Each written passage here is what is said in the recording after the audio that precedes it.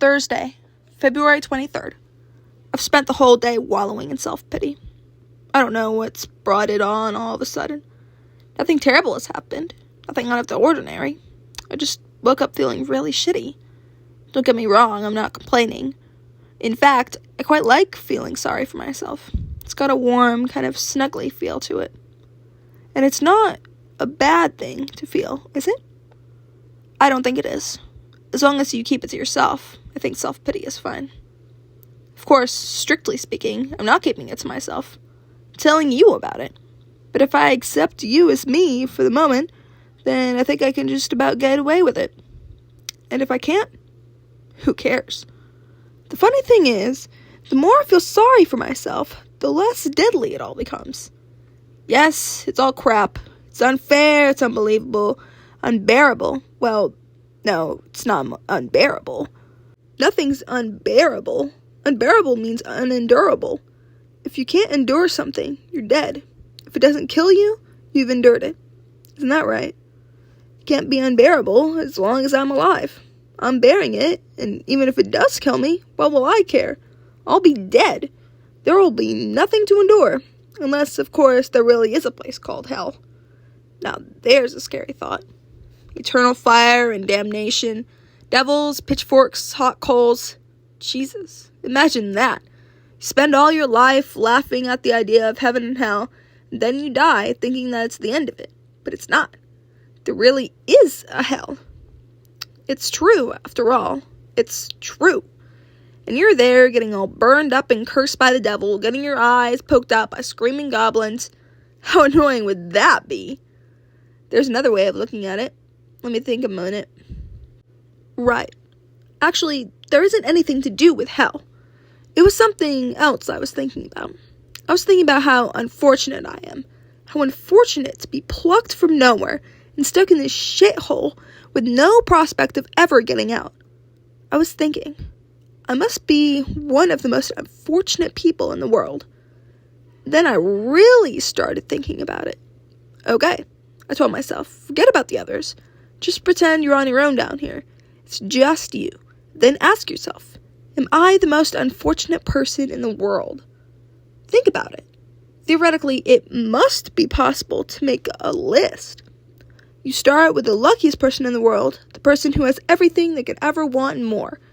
Then you work your way down through all 7 billion or so people who live on this planet, and eventually you get to the most unfortunate person in the world. The unluckiest, the unhappiest, the one whose life is worse than everyone else's. But then you've got a problem. You've got this person, the most unfortunate person in the world, the person who's right at the bottom of the list, okay? But just above this person, you've got the second most unfortunate person in the world. Now think about it.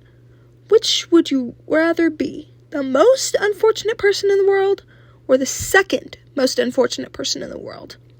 I know which one I'd choose. I'd go for the first one. The most unfortunate person in the world.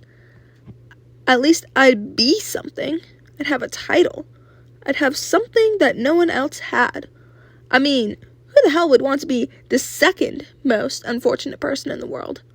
Second is nowhere. Second is nothing. No one wants to know about second. And there's the problem. Because if being the most unfortunate person in the world gives you something that the second most unfortunate person in the world doesn't have, then you can't be the most unfortunate person in the world, can you? But then, if the most unfortunate title really belongs to the second most unfortunate person, that means they've got something the new second most unfortunate person doesn't have. And on and on and on and on. I can't remember what I was thinking about now.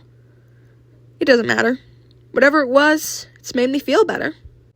When the lift came down this morning, there were 2 bags of food on the floor. We were all pretty hungry, but we had no way of telling if it was drugged or not. I'm not touching it, Bird said.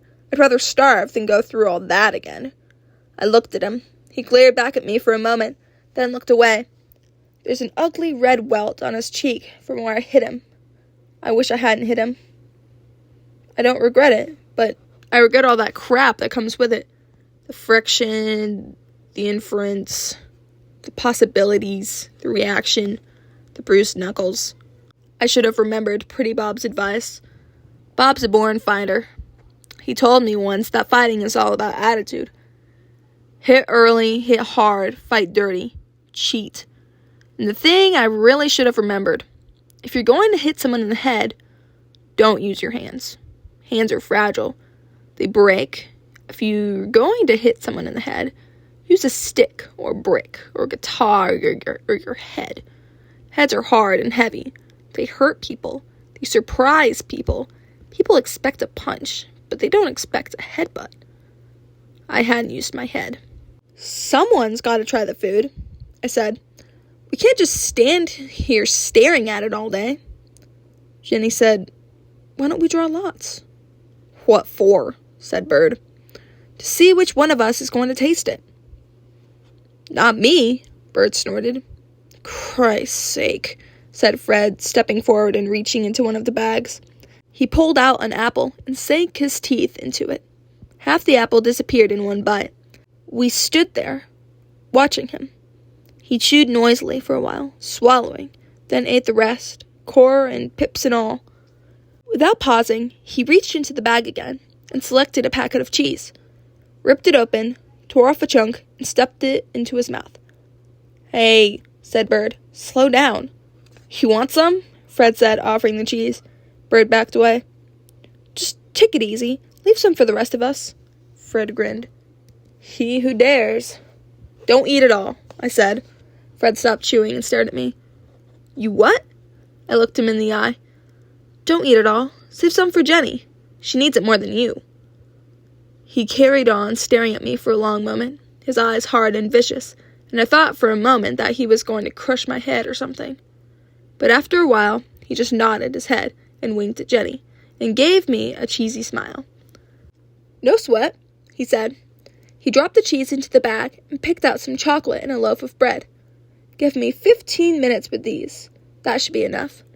If I'm not lying on my back jabbering at the moon in 15 minutes, then get stuck in, okay? Thanks. He stuffed a chunk of chocolate into his mouth and started off towards his room, keeping his eyes fixed on me as he went. He was still smiling, but it was the kind of smile that shrivels your heart. As he passed me, he leaned down and spoke quietly in my ear. 2 short words. Watch it. Then he was gone. The food was fine. No drugs, no weirdness. Just a nice, full belly. It looks like Jenny was right. He just wanted me to say sorry. It baffles me. I've been lying here for the past 2 hours, trying to work out if it means anything. I apologize. He gives us food. What's that all about? Does it mean he's got a weak spot? Is he a sucker for good manners? Or is he trying to train us? I don't think so. I don't think it means anything. I think he was probably going to feed us anyways. The food coming down this morning, the morning after I apologized, that was just a coincidence. He's just toying with us. Give and take, good and bad, hot and cold. The food wasn't a gift or a reward or anything. Or maybe it was. Maybe that's his thing, punishment and reward. You know, like we're rats in a cage, and we have to learn which buttons to push. Push the right one, and we get some food. Push the wrong one, and we get whacked. Maybe that's it. I don't know. I'm fed up thinking about it, to be honest. I'm fed up thinking about anything. And I'm fed up talking to you as well. It's like talking to a brick wall. I mean, what do? Nothing. You just sit there, saying nothing and doing nothing. You make me sick. God, I want to do something. Anything. Dig a hole, smash down the wall, blow something up, hit someone. Anything. I just want to do something. 11:30. Sorry. Saturday, February 25th. 2 days of food. 2 days of peace and quiet. Normally, I like a bit of peace and quiet, but this isn't normal. Nothing's normal anymore.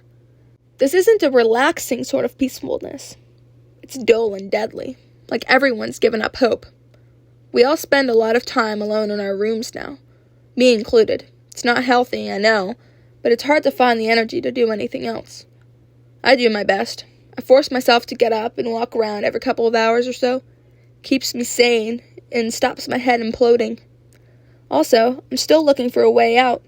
My brain keeps telling me I'm wasting my time, but my heart hasn't given up yet. Jenny joins me on my walks quite often, and sometimes Fred tags along for a while, but the rest of them rarely get out of bed anymore. They only show their faces when the lift comes down or when they need to go to the toilet. I don't know what they do in their rooms. Anya cries a lot. I went to see her yesterday. I don't know why I bothered. I know it was pointless. Knock, knock. What? It's me, Linus. What do you want? Nothing, really. I just wanted to see how you're doing. Go away. Russell sleeps most of the time. I don't know what Bird does. I never hear any noise from his room, and I very rarely see him. Even when I do, he doesn't speak to me. He still hasn't forgiven me for hitting him. Fair enough, I suppose. Expect he's planning some kind of humiliating retaliation. Good luck to him. It takes a lot to humiliate me. Jenny sings when she's on her own. I hear her sometimes, singing quietly to herself. Kids' songs, made-up songs, unthinking songs. It's a very nice sound, but it's very sad, too. What about me? What do I do in my room? I think. I write. I don't read the Bible. I laugh. I shudder. But most of the time, I just think. A lot of it is escaping stuff. Stuff I can't tell you about. Not yet, anyway. Hopefully never. And the rest of it, I don't know. It's mostly too boring to talk about. Dad, Mom, memories, feelings. Who wants to know about that kind of crap? I'll tell you one thing, though. When I get out of here, the first thing I'm going to do is find myself a nice quiet room with a nice comfy settee and a nice big TV.